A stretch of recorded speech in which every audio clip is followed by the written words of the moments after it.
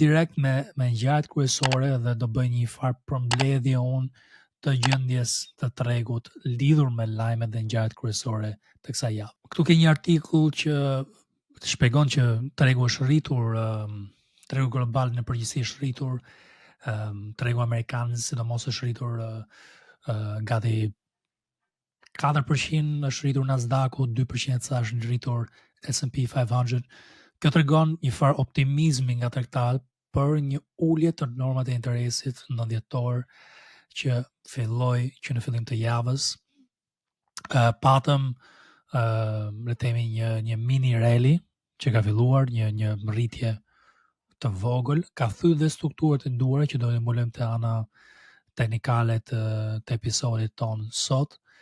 Edhe në përgjithësi ka pak më shumë pozitivitet në treg mbas kësaj ose dipi që kemi pasur, uljes të tregut që kemi pasur në tetor dhe në fillim të nëntorit, dhe jemi tani duke vendosur një anim serioz. A do mbaj kjo thyrje për lart? Do vazhdojmë më lart? Por kjo është situata tregut dhe në përgjithësi sentimenti është pak më pozitiv në anën makro, që do ulen normat e interesit dhe që do ketë të themi çlirim tregu për asetet më të rrezikshme. Kemi parë një diçka që mendoj që është shumë e vlerë, kemi parë rritje të inflows dhe outflows, por të flasëm më shumë këtu për outflows. Në një nga këto raportet e Global Flow Report që bëhet, sa kapital hyn edhe del, kam parë që në tregun e aksioneve kemi parë më shumë outflow në tregun amerikan, diku te 4.48 bilion për që ka thyer le të themi një rritje 9 javë rresht te inflows. Në njëjtën kohë kemi parë dhe lëvizjet e kapitalit të asete më të sigurta që mbahen si safe haven. Kemi parë dhe lëvizje nga asetet me më pak rrezik, te bondet për shkak ka pasur rritje, kemi parë lëvizje te tregu imobiliar, kemi parë lëvizje mrena tregut të siguracioneve, të janë tregje që përfundojnë mirë. Gjithashtu kemi parë dhe rritje të tregut të metaleve të çmura me florirjen dhe argjendin që kanë pasur rritje shumë të mira këto 5-6 ditë të fundit që nga premtja e kaluar, dhe po shikojmë le të themi një qarkullim outflow nga dalje kapitale nga aksionet amerikane te këto tregje. Një gjë tjetër që kam vënë re është që po shikojmë rritje te tregjet globale. Ky artikull ka mbuluar këtu për tregun anglez. Kemi mbuluar dhe një gjë këtu tjetër që flet për flows. Ideja është që kemi parë outflows. Tani për tregun global kemi disa mundësi, sepse po shikojmë që tregjet globale po shikojnë një rritje të inflows, kapitali që po hyn aty. Flasim këtu tregon anglez, japonez, ose aziatik në përgjithësi, edhe europian. Tregon shenja që diversifikimi po bëhet tani në anën gjeografike, jo në anën e sektorëve.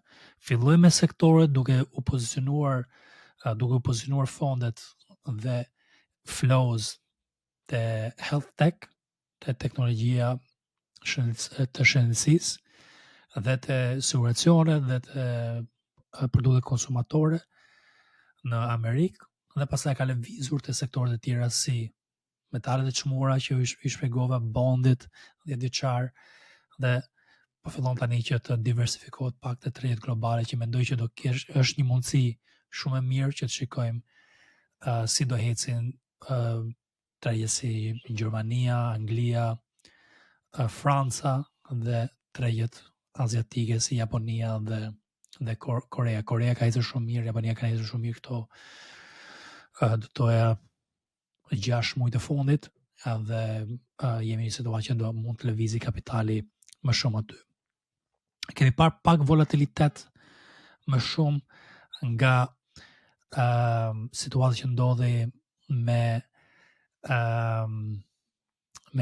një problem të CME Group, që pati një glitch në futures dhe options, patëm pak volatilitet aty nga ajo ngjarje, por në përgjithësi nuk është që shikojmë ndonjë gjë që duhet të friksohemi shumë.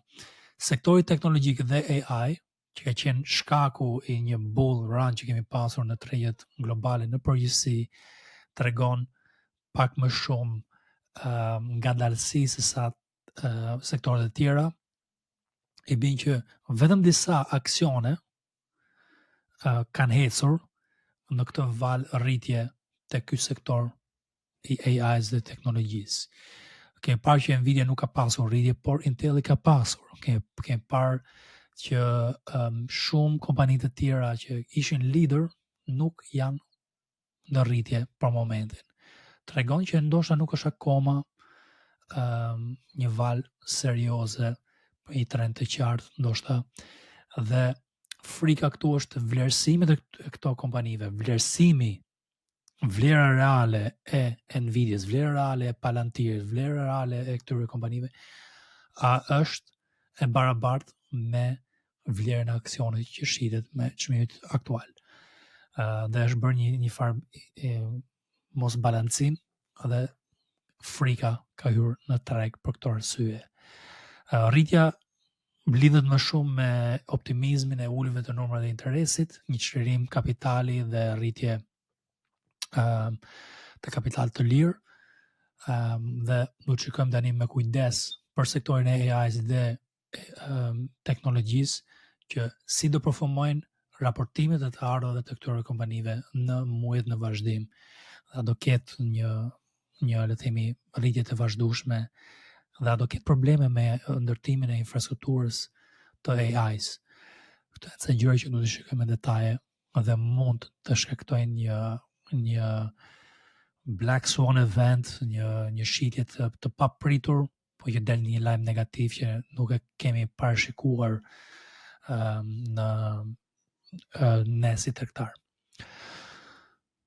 Një përmbledhje tani për gjithë këto ngjarje dhe gjëra që diskutova, do të thojë që është rregulluar pak situata e tregut dhe është bërë më shumë riskon, rrezik po merret sipër, por në një mënyrë të seleksionuar, dhe prandaj ju them gjithmonë që është një treg që për stock pickers, për një person që di të seleksionojë çfarë aksionesh po ecin më mirë dhe kanë fuqi relative.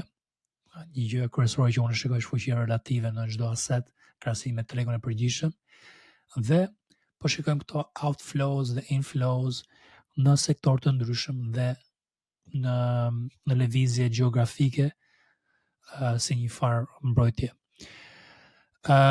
Rotacionet janë normal, e vetme gjë që do të thojë është që po traktoni rotacionin, do të keni frikë nga vrulli, po që ngadalësohet vrulli dhe rotacioni bëhet po prapë te sektori teknologjik, do të jeni gati që të dilni dhe mos mbani shpresën që këto rotacione në asete më të mbrojtura, safe havens, metalet e çmura do vazhdojnë në këto ritme dhe do të menaxhoni situatën. Kemi javën tjetër PCE data që do dali dhe do na ndihmojë për të qartësuar a do kemi ulje normave të interesit në datën 10 dhjetor. Edhe është një moment shumë i rëndësishëm për tregun. Data 5 dhjetor me këtë PCE data që do dali, pastaj kemi datën 10 për normat e interesit që do vendosen. Po deri atëherë besoj që ka marrë ndonjë farë vendimi tregu dhe ka vendosur çfarë asetesh mund të ecin me lajmet pozitive.